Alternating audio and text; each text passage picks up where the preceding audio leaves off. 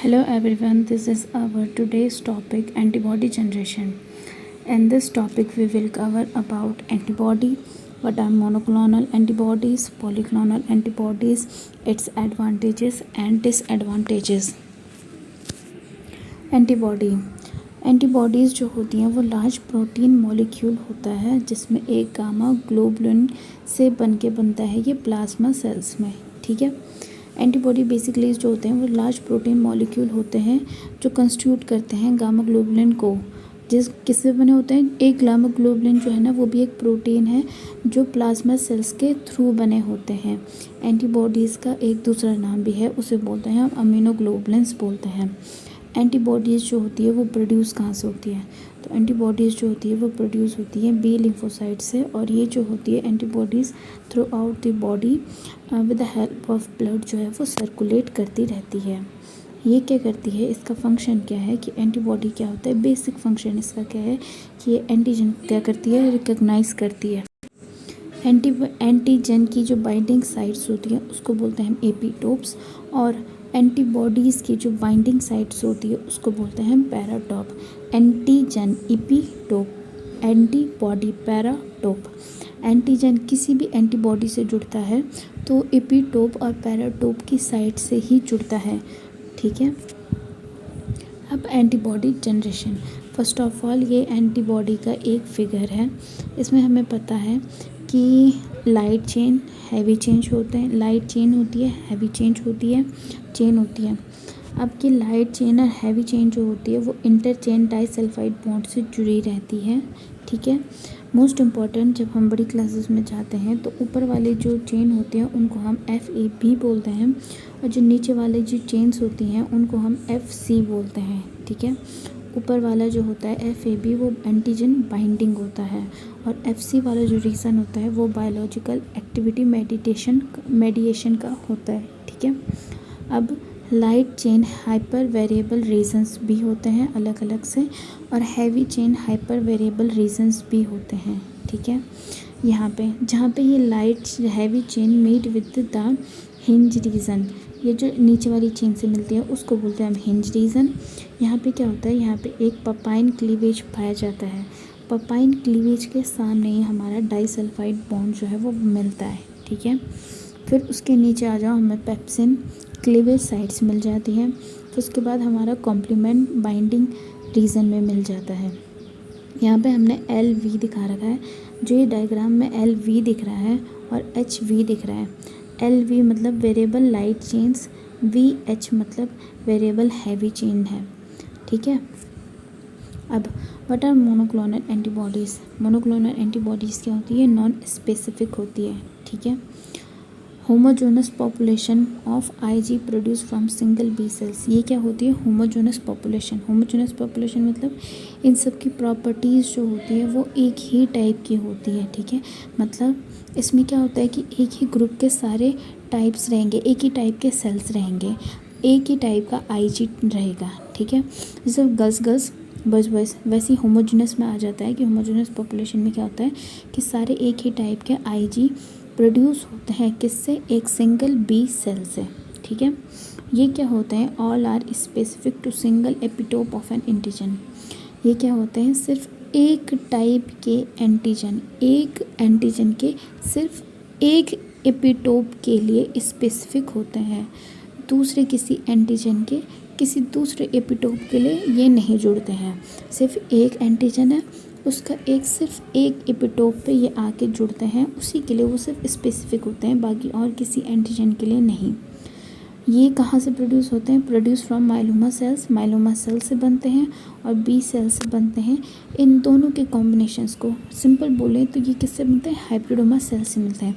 अब hybridoma sales क्या है, हाइब्रिडोमा सेल्स जो हैं वो क्या है, माइलोमा सेल्स हैं, और बी सेल कॉम्बिनेशन से मिल के जो बनता है वो उन्हें हम हाइब्रिडोमा सेल्स कहते हैं।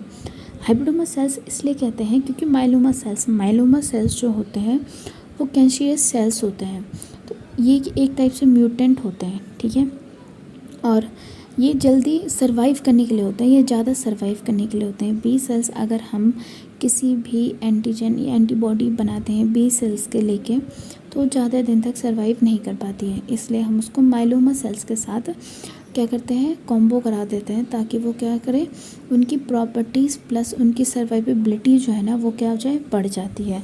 इसलिए इसको हम हाइब्रिडोमा सेल्स कहते हैं। इसकी हिस्ट्री देखते हैं तो हिस्ट्री क्या होता है कि ये फर्स्ट इन्वेंटेड किसने किया था, कैशर, मिल्स्टेन और जॉस JF कॉलहैन ने किया था 1975 में। ये मोस्ट इम्पॉर्टेंट है, अगर इसको लिखते हैं तो इसमें क्या होता है, एक्स्ट्रा पॉइंट्स मिल जाते हैं। अब हाइब्रिडोमा टेक्नोलॉजी क्या है, हाइब्रिडोमा टर्म जो था वो किसने दिया था, लियोनार्ड हेर्ज़नबर्ग 1975 में इन्होंने दिया था। इस टेक्नोलॉजी के थ्रू क्या हम क्या करते थे कि हाइब्रिड सेल्स सेल लाइन बनाते थे, फ्यूजिंग विद माइलोमा सेल्स जो कि कैंसरियस बी सेल्स है, ठीक है। क्या बनाने के लिए, produce monoclonal antibodies of same antigen specificity. इसमें क्या होता है कि multiple indefinitely producing clones of identical cells, मतलब यही है कि हमें चाहिए एक antibody B cell, single B cell से हमें एंटीबॉडीज़ मिल रही है। अब वो हमें ज़्यादा तो मिल रही है लेकिन हमें ना उनकी ना सर्वाइवेबिलिटी को बढ़ाना है, तो इसलिए हम क्या करते हैं उसको माइलोमा सेल्स के साथ, क्योंकि एक कैंसरियस बी सेल है उसके साथ फ्यूज़न कराते हैं, ठीक है। अब माइलोमा सेल्स ही क्यों, नॉर्मली बी सेल्स जो होती हैं वो डाई हो जाती है सेवरल वीक्स के बाद जब उनको सेल कल्चर में रखते हैं, लेकिन माइलोमा सेल्स जो होते हैं वो कैपेबल होते हैं इनडेफिनेटली जो होता है ना, लेकिन जो माइलोमा सेल्स जो होता है ना वो कैपेबल होता है कि वो डिवाइड कर सके इंडेफिनेटली, और ये इनमोर्टल सेल लाइन का भी होता है। इसलिए हम बी सेल का फ्यूज़न कराते हैं माइलोमा सेल्स के साथ ताकि वो हमें हाइब्रिडोमा सेल लाइन्स दे सकें जिसमें दोनों प्रॉपर्टीज़ हो पेरेंट्स की मतलब बी सेल्स की एंटीजन स्पेसिफिसिटी टू, ठीक है, और माइलोमा सेल्स की इनमोर्टल सेल लाइंस। तो ये क्या करते हैं, इंडेफिनेटली ग्रो करते हैं इन विट्रो और एंटीबॉडीज़ को प्रोड्यूस करते हैं। प्रोडक्शन ऑफ मोनोक्लोनल एंटीबॉडीज़ किस किस तरीके से होता है, सबसे पहले हम एनिमल को इम्यूनाइजेशन करते हैं। एनिमल का इम्यूनाइजेशन मतलब कि हम एनिमल में ज़बरदस्ती क्या करते हैं, किसी एंटीजन को इंजेक्ट करते हैं, ठीक है। अब जब हम उस एनिमल में उस एंटीजन को इंजेक्ट करते हैं तो ऑब्वियसली सी बात है कि उसमें क्या करना है, उस एनिमल की बॉडी में मोस्टली इसमें रैट यूज़ होती है, ठीक है, या फिर रैबिट। तो इसमें क्या होता है कि जब हमने एंटीजन को इंजेक्ट कर दिया जिसके स्पेसिफिक हमें एंटीबॉडी चाहिए, तो एनिमल क्या करता है, उसकी एनिमल की बॉडी क्या करती है, उसके खिलाफ एंटीबॉडी बनाना शुरू कर देती है। तब हम क्या करते हैं, जब 1-2 वीक के बाद उससे हम क्या करते हैं, बी लिम्फोसाइट्स को एनिमल की स्प्लीन से हम बी लिम्फोसाइट्स को रिमूव कर देते हैं। अब इस बी लिम्फोसाइट्स को जो हमने एनिमल के स्प्लीन से लिया है उसको हम माइलोमा सेल्स के साथ फ्यूज़न कराते हैं। फिर फ्यूज़न कराते हैं सेल कल्चर में। सेल कल्चर से हम क्या करते हैं, सिलेक्शन करते हैं हाइब्रिड सेल्स का। हाइब्रिड सेल्स का सिलेक्शन करने के बाद हम उनकी सेल क्लोनिंग कराते हैं, और सेल क्लोनिंग कराने के बाद हम सिर्फ सेलेक्टेड हाइब्रिड सेल्स को ही लेते हैं जो हमारे काम के होते हैं। फिर उसके बाद क्या करते हैं कि अब हमें प्यूरिफिकेशन चाहिए। प्यूरिफिकेशन मतलब जो बोथ कैरेक्टर्स ऑफ पार्टनर्स आ रखे थे उसमें इनमोर्टल और स्पेसिफिक टू एंटीजन, ठीक है, तो उन दोनों का हम क्या करते हैं, प्यूरिफिकेशन करते हैं। अदर प्रॉपर्टीज़ जो होती है जो उनको साइड वाइज हटाते रहते हैं उसको हम प्यूरिफिकेशन कहते हैं। देन हमारी मोनोक्लोनल एंटीबॉडीज़ जो है वो हमें मिल जाती हैं, ठीक है। इसमें हम डायग्राम से देख सकते हैं कि कोई एनिमल था, एनिमल में हमने एंटीजन को इंजेक्ट किया, फिर हमने एनिमल में उसके खिलाफ एंटीबॉडीज़ प्रोड्यूस हुई, स्प्लीन सेल हमें मिल गई, स्प्लीन सेल से हमने क्या कर दिया, फ्यूज़ करा दिया।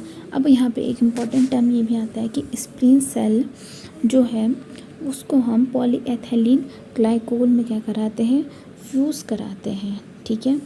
यहाँ पे से पहले सेल कल्चर कराते हैं माइलोमा सेल लाइंस का भी पहले हम एंटीजन को एनिमल में इंजेक्ट करते हैं, फिर स्प्लीन निकालते हैं, स्प्लीन सेल से बी लिम्फोसाइट्स निकालते हैं।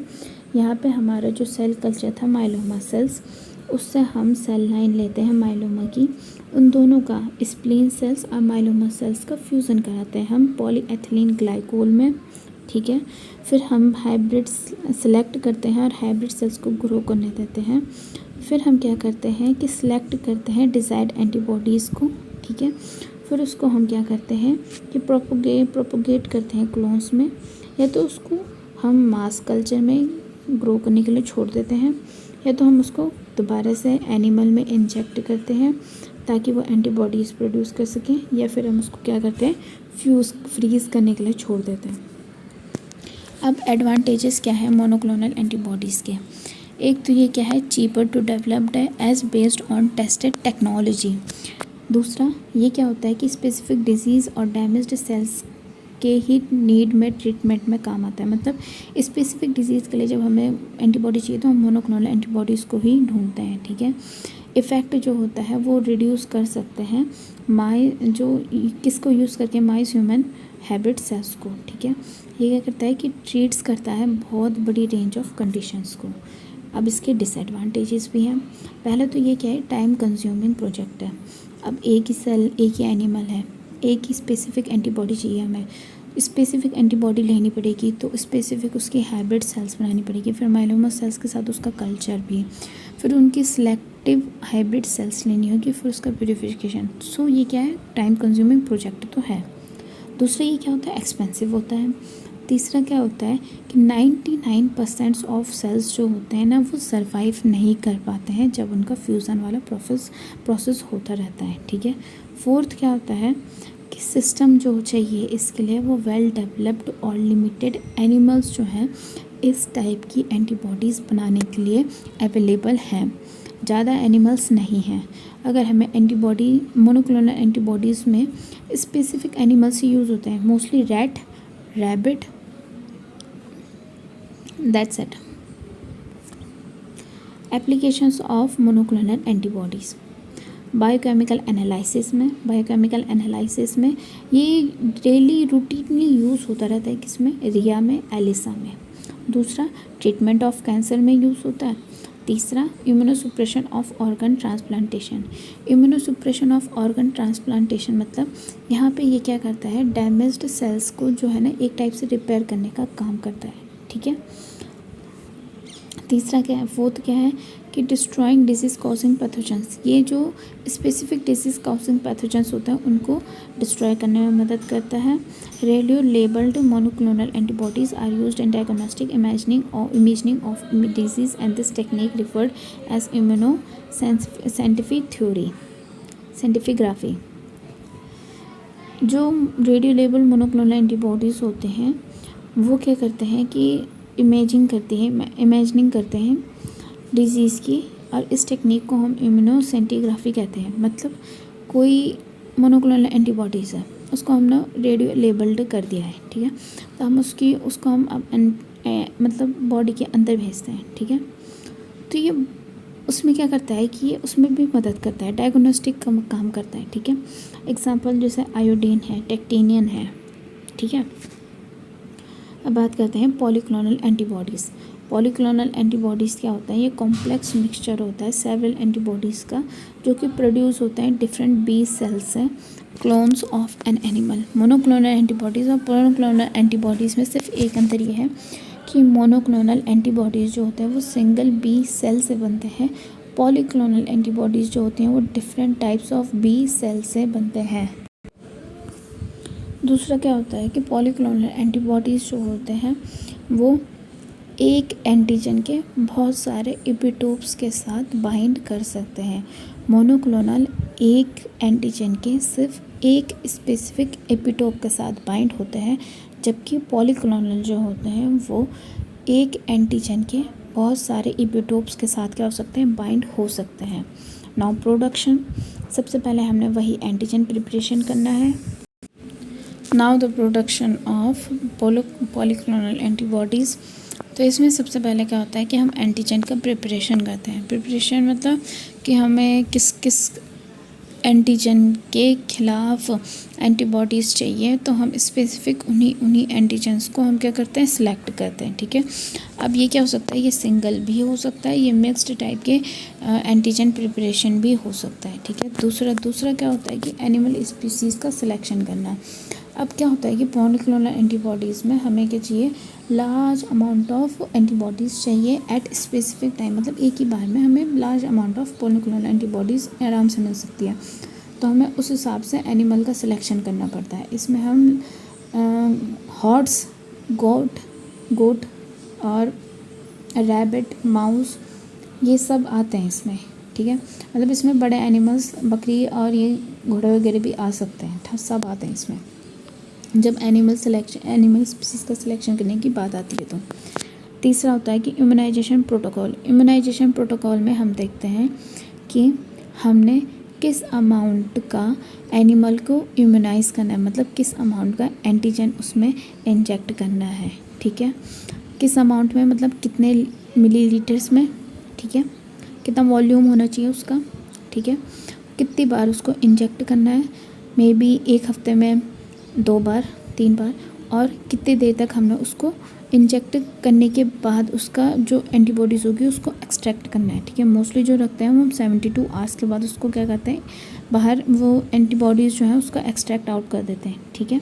तो ये सारा किस में आता है, इम्यूनाइजेशन प्रोटोकॉल, किस किस तरीके से इम्यूनाइजेशन करना है एनिमल का, वो सारा उसमें क्या आ जाता है, इम्यूनाइजेशन प्रोटोकॉल में आ जाता है कि एनिमल को कब इंजेक्ट करना है एंटीजन के साथ, कितनी देर तक के लिए करना है, कब उससे एंटीबॉडीज़ एक्सट्रैक्ट करनी है, क्या उसको एक और बार दोबारा से इंजेक्ट करना है कि नहीं करना है, किस एंटीजन के साथ उसको इंजेक्ट करना है। अब इंजेक्शन प्रोटोकॉल में क्या होता है कि कभी कभी क्या होता है कि अब एनिमल की स्पीसीज़ हम ले रहे हैं, बड़ी गोट ले रहे हैं, तो इनमें क्या होता है कि ये जो होती है एंटीबॉडीज़ स्पेसिफिक ज़्यादा बन जाती हैं। तो ये एंटीजन स्पेसिफिक ना होने की वजह से कभी कभी क्या होती है कि एंटीबॉडीज़ जो होती है वो प्रोड्यूस होती नहीं है उस एंटीजन के खिलाफ। तो इसमें क्या करना पड़ता है कि हमें इंजेक्शन प्रोटोकॉल में, मतलब हमें दोबारा एनिमल को इंजेक्ट करने की ज़रूरत पड़ती है। उसको कभी कभी क्या होता है कि एक डोज भी काफ़ी होता है एंटीजन का, ठीक है। कभी क्या होता है कि एनिमल अगर बड़ा है, जैसे रैबिट हो गया, तो रैबिट में एक डोज काफ़ी है, लेकिन एनिमल बड़ा हो गया, गोट हो गया, हॉर्स हो गया, तो इसमें डोजेस क्या लगते हैं इंजेक्शन के, एंटीजन इंजेक्शन के, ये एक बार हो सकता है, दूसरी बार हो सकता है, तीसरी बार हो सकता है। तो इसको हम एक बार के, दूसरी बार, तीसरी बार जो सुपर डोज बोलते हैं उनको, ठीक है। टाइम इंटरवल देखना पड़ता है कि किस किस टाइम से थोड़ी थोड़ी कितने कितने दिनों बाद का गैप रख के हमें इंजेक्ट करना पड़ता है दूसरा डोज एंटीजन का। फिफ्थ आता है हमारा पोस्ट इम्यूनाइजेशन मतलब हमने उससे एंटीबॉडीज़ को एक्सट्रैक्ट कर लिया है। अब उससे एंटीबॉडीज़ का एक्सट्रैक्ट करने के बाद हमें उस एनिमल की देख रेख करनी पड़ती है, ठीक है। उसके पोस्ट इम्यूनाइजेशन पूरा कि उसमें क्या क्या उसमें चेंजेस आ रहे हैं, क्या क्या उसमें क्या क्या बदलाव हो रहा है एनिमल में, क्या क्या बिहेवियर, क्या हुआ उसका एक्सटर्नल इंटरनल, सब कुछ हमें ध्यान रखना पड़ता है, ठीक है। लास्ट में हम क्या करते हैं कि एंटीबॉडीज़ को हम कलेक्शन कर लेते हैं एनिमल से। इसका ये डायग्राम है कि एनिमल में हमने एंटीजन को इंजेक्ट किया, इम्यूनाइजेशन, फिर हमने उसका सीरम कलेक्ट किया, सीरम कलेक्ट कर लिया, ठीक है। सीरम कलेक्ट करने के बाद हमने इनमोमोलाइज्ड एंटीजन, ठीक है, इसको हमने क्या किया कि all the antibodies in the serum थे, ठीक है, इनको हमने क्या कर लिया, अब अलग कर दिया। Antibodies that do not recognise the antigen, अब यहाँ पे से कुछ कुछ जो थे ये सारी हमें एंटीबॉडीज़ मिल रखी हैं। अब इसमें से कुछ कुछ एंटीबॉडीज़ ऐसी थी जिसने कि उस एंटीजन को नहीं पहचाना, तो वो अलग हो गई। अब कुछ कुछ ऐसी एंटीबॉडीज़ थी जो कि उस एंटीजन की स्पेसिफिक थी, तो हमें एक ही एंटीजन पे, जो सर्कल दिख रहा है, सर्कल्स के किनारे किनारे जो ये रिंग्स टाइप की दिख रही हैं, उस पर एंटीबॉडीज़ चिपक रखी हैं। तो इसमें देख सकते हैं हम कि एक ही एंटीजन के अलग अलग एपिटोप्स पर बहुत सारे एंटीबॉडीज़ जो हैं वो जुड़ रखी हैं, ठीक है। अब लास्ट में हम क्या करते हैं कि purified antigen specific polyclonal antibodies जो है हमें वो एक्सट्रैक्ट करनी होती है, इसी को हम पॉलीक्लोनल एंटीबॉडीज़ बोलते हैं। सिंपल, पहले एनिमल स्पीसीज़ का सिलेक्शन किया, फिर इम्यूनाइजेशन प्रोटोकॉल बनाते हैं, एनिमल को इंजेक्ट करते हैं एंटीजन के साथ, फिर उसके बाद हम उसका 72 आवर्स के बाद सीरम कलेक्ट करते हैं। जब उसका ऑल सीरम हम कलेक्ट करते हैं, लार्ज अमाउंट ऑफ एंटीबॉडीज़ हमें मिल जाती है। तो इसमें कुछ एंटीबॉडीज़ जो होती हैं वो क्या करती हैं कि उस एंटीजन के साथ नहीं बाइंड होती हैं, ठीक है, और कुछ जो होती है वो एंटीबॉडीज़ के साथ बाइंड हो जाती है। फिर इनका क्या करते हैं हम प्यूरिफिकेशन करते हैं और हमें पॉलीक्लोनल एंटीबॉडीज़ जो है वो मिल जाती हैं। इसके एडवांटेजेस क्या है, रिलेटिवली इनएक्सपेंसिव है। रिलेटिवली इनएक्सपेंसिव क्यों है, एक ही टाइम पे हमें बहुत अमाउंट में क्या मिल रही है, एंटीबॉडीज़ मिल रही है, तो एक टाइप से रिलेटिव इनएक्सपेंसिव है, ठीक है। दूसरा क्या होता है कि एक ही बार में हम बहुत ज़्यादा एंटीबॉडीज़ को निकाल सकते हैं। तीसरा क्या है कि हेटेरोजेनस मिक्सचर है, मतलब कि सिंगल एपिटोप एक एंटीजन के डिफरेंट एपिटोप्स पे बहुत सारे एंटीबॉडीज़ हमें बाइंड होती हुई मिल रही है, ठीक है। तीसरा क्या है, ये स्टेबल है। डिसएडवांटेजेस भी हैं कि इनकी अमाउंट क्या होती है, लिमिटेड होती है। जितना एनिमल का साइज़ होता है और लाइफ स्पैन होता है, मतलब जितना बड़ा जानवर एनिमल होगा उतने ज़्यादा हमें एंटीबॉडीज़ मिलेंगी। जितना स्मॉल वो जानवर होगा उसकी लाइफ स्पैन कम होगी, उतनी हमें क्या मिलेगी, एंटीबॉडीज़ मिलेंगी। अब एफिनिटीज़ ऑफ पॉलीक्लोनल एंटीजेंस क्या करती हैं, कभी कभी चेंज हो जाती है, जिसके कारण हर एक बैच में हमें क्या मिलती है, वेरिएबिलिटी देखने को मिल जाती है, ठीक है। प्योरिटी एंड कंसंट्रेशन लेवल्स जो होता है वो एंटीबॉडीज़ का, पॉलीक्लोनल एंटीबॉडीज़ की प्योरिटी और कंसंट्रेशन लेवल जो होता है एक स्पेसिफिक एंटीबॉडी के लिए वो क्या होता है, बहुत कम होता है। मतलब किसी भी स्पेसिफिक एंटीबॉडी के लिए जो पॉलीक्लोनल एंटीबॉडीज़ होती है वो क्या होती है, प्योरिटी उनकी बहुत कम होती है। I hope you guys understand this topic clearly.